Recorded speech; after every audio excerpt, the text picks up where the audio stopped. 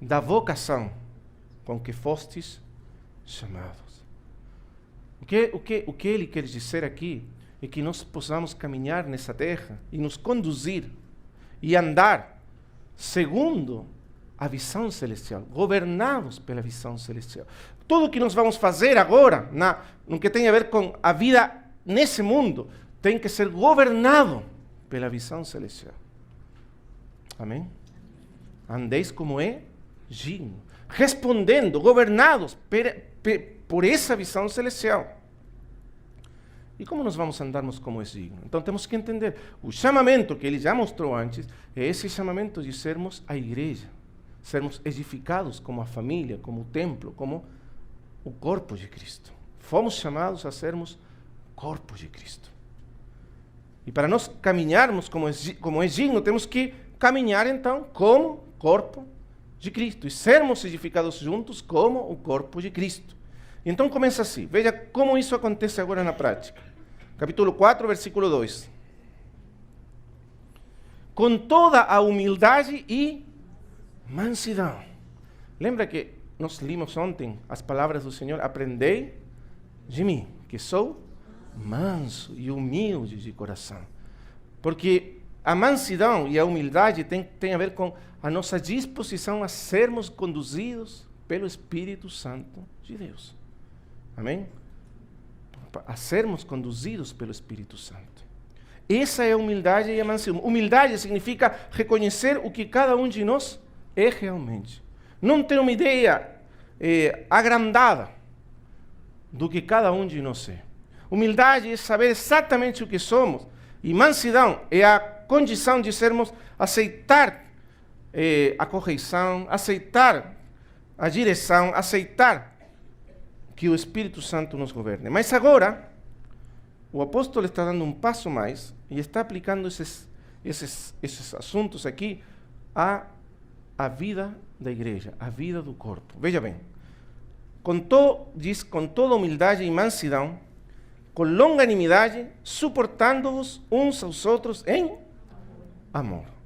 E o versículo 3, procurando guardar a unidade do Espírito, pelo vínculo da paz. Para entender o que significa isso, a unidade do Espírito, vamos ler 1 Coríntios, capítulo 12, versículo 12 e 13.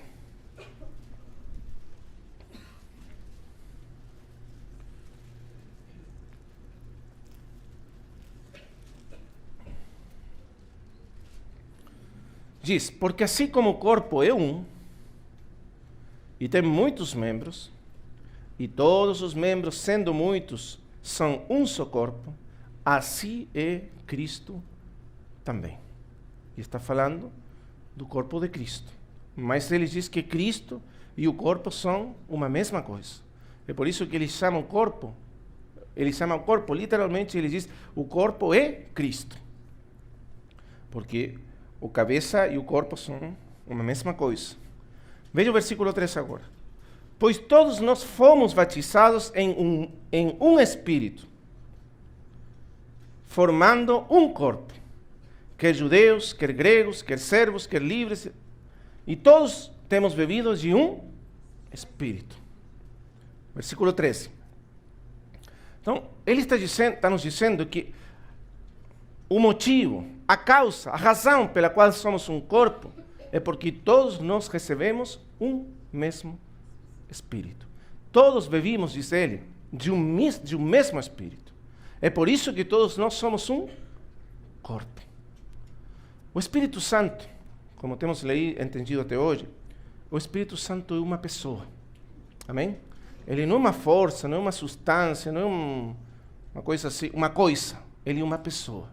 E porque ele é uma pessoa, e essa pessoa é quem nos imparte, nos compartilha a vida de Cristo, nos partilha a vida de Cristo, como ele é uma pessoa, ele é indivisível. Você não pode dividir o Espírito Santo de Deus. Amém? O mesmo Espírito que está em mim, que está em cada um de nós, o mesmo Espírito que entrou nos nossos espíritos, o mesmo Espírito que nos deu essa vida de união com Cristo, é uma pessoa indivisível. E ele não pode ser dividido.